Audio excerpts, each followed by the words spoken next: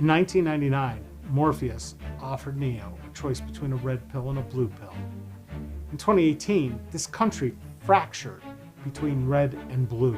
In 2022, I'm here to tell you that if you really want the truth, more voters are neither red or blue. Yet, they have no representation, no choice, and no options. They have to choose between candidates chosen by the red people or the blue people. I'm David Esrati, and I'm running for Congress as an American, as in red, white, and blue. I'm a veteran, an activist, and a small businessman. I'm asking you to join me in reminding the professional politicians in Congress who their bosses are.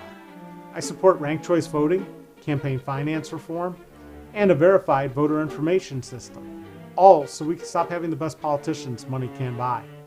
It's time to elect a veteran who will work for you, no matter what color they want to label you. Please go to electesrati.com and learn more.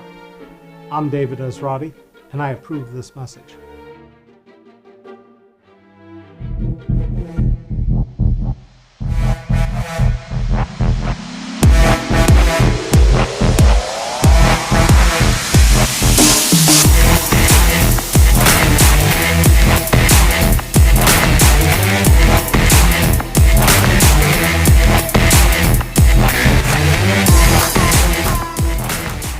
In Jurassic Park, you thought those little baby dinosaurs were cute until they turned into out-of-control carnivores. That's sort of what happens to government when we elect people based on very expensive advertising campaigns and propaganda. I'm David Esrati. I'm a veteran and a small businessman running for Congress. You don't want professional ad people and pollsters to sway your vote. All those hot-button issues like gun control, abortion, borders are all politicized to stop you from voting rationally. And thinking rationally seems to be in short supply these days. Most Americans have been voting against their own best self-interest for a long time because we've allowed money to buy our leaders. 1 million Americans died in the last 2 years because our leaders couldn't lead. It wasn't that hard. Mask, distance, test, and then vaccinate. In an instant, we had billions to spend on healthcare for COVID, when for years we've been told we can't provide healthcare for everyone equally in this country. That's an unintended consequence of the pandemic. If you think about it, our government can pretty much do whatever it wants, or what the people who buy our politicians tell our leaders to do. We also had a ton of money to prop up businesses. The next thing you know, it turns out that a living wage was not only possible, but necessary.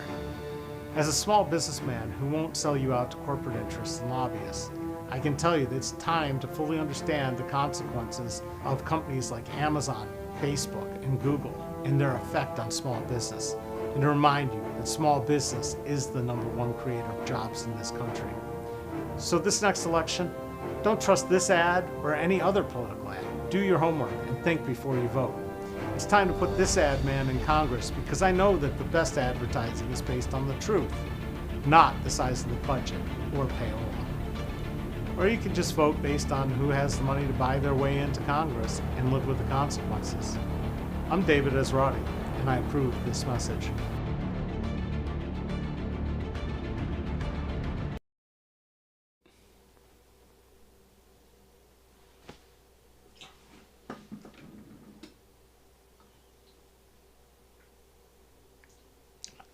I'm seeing a black screen, so they're not seeing me yet.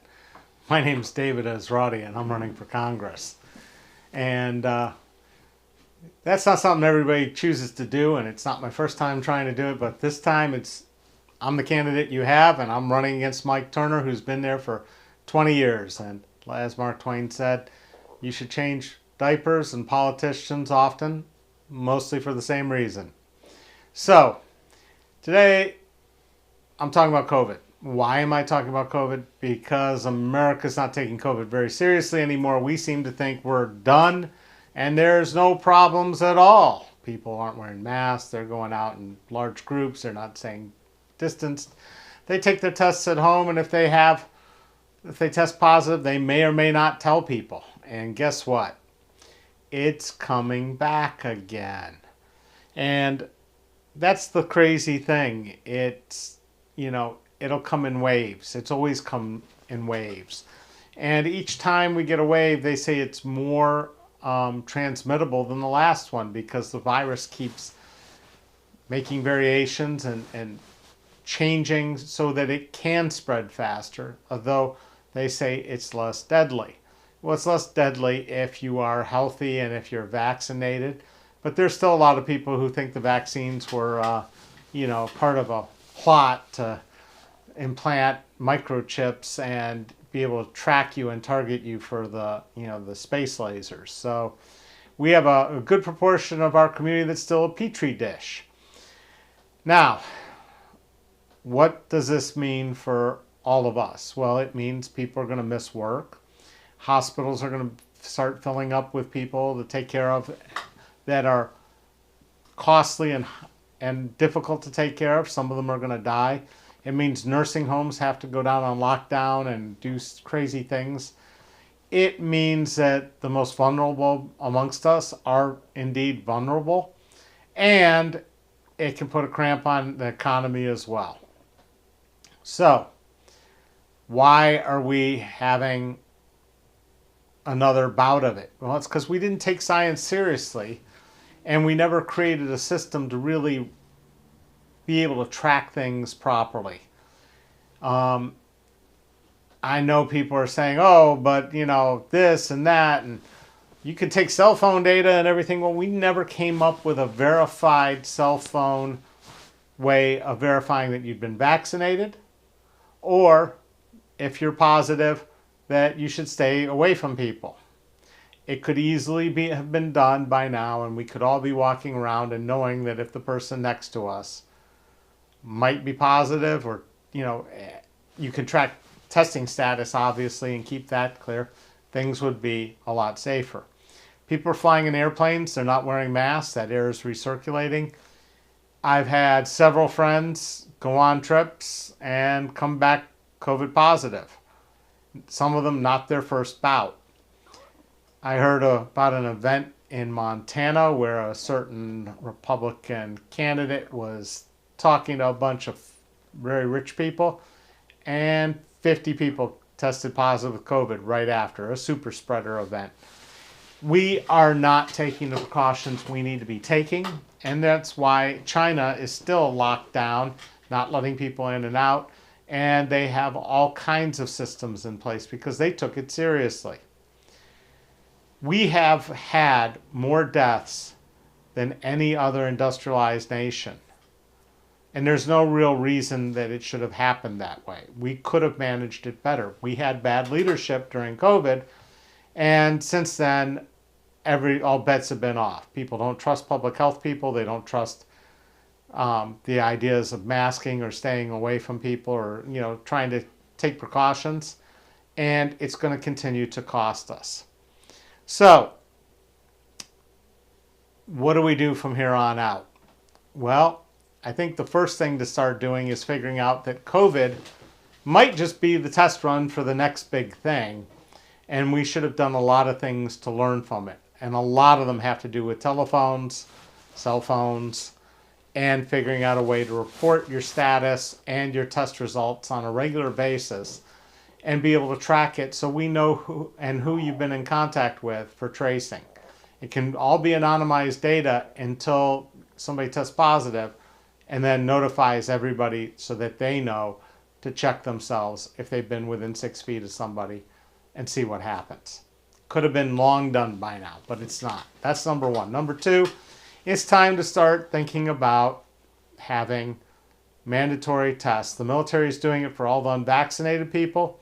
They're back at a raised level. People who are unvaccinated need to wear masks. The people who are vaccinated don't. Now, this is for military people on base who are not in the military, because, of course, the people in the military, they all got vaccinated.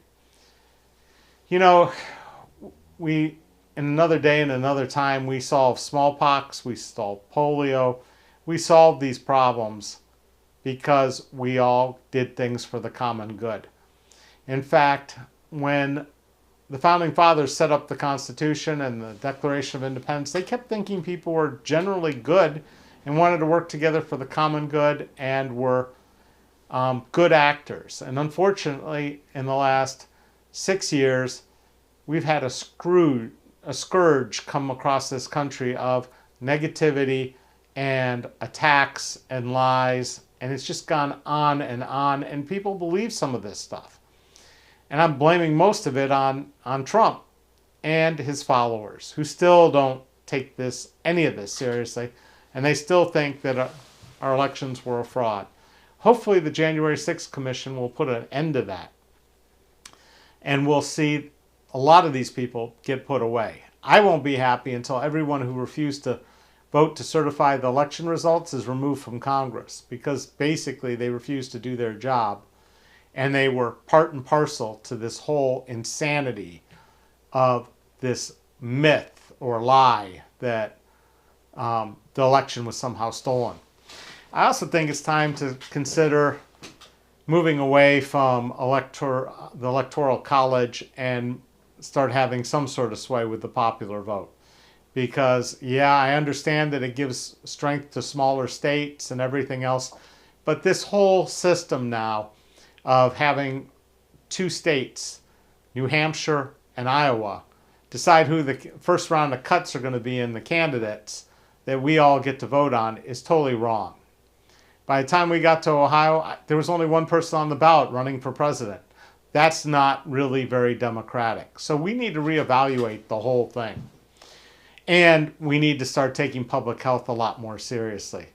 Because, again, this could just be the test case, and then something else happens, and we'll need to have these systems in order to quickly react and lock things down and make sure it doesn't spread and people get safe. There are a lot more dangerous viruses. If you ever watched the video of how they brought the guy in from Africa into Atlanta to go to the CDC with Ebola, the precautions they took were unbelievable. And we are not paying attention. So, COVID could be making a comeback. Some people are more vulnerable. We don't have systems in place. This is what real leaders think about at night and work to solve the problems. Hopefully, you'll have some real leadership come next January for the OH-10 district, which is all of Montgomery County, all of Greene County, and parts of Clark County. A couple hundred Americans dying a day is never okay. We need to make sure that we protect each other and we take care of each other. And when the threats are domestic, we figure out ways to solve them. And bioterrorism is a real option in the world, and we need to be ready. So, it's Friday. That's all I got. I'll be back here on Monday and every day at 4 o'clock. If you got questions or there's a topic you want to discuss, put it in the notes. Make sure you subscribe and hit the notify bell. And if you've got more questions, you can also go to electesrati.com and find out more information, and you can donate there as well if you so choose. Got my first large donation the other day. By large, I mean the maximum allowed in the cycle. I was humbled, and it's going to go to good use. So, I'm David Esrati. Thank you for watching. Have a great weekend, and we will see you next week. Thank you.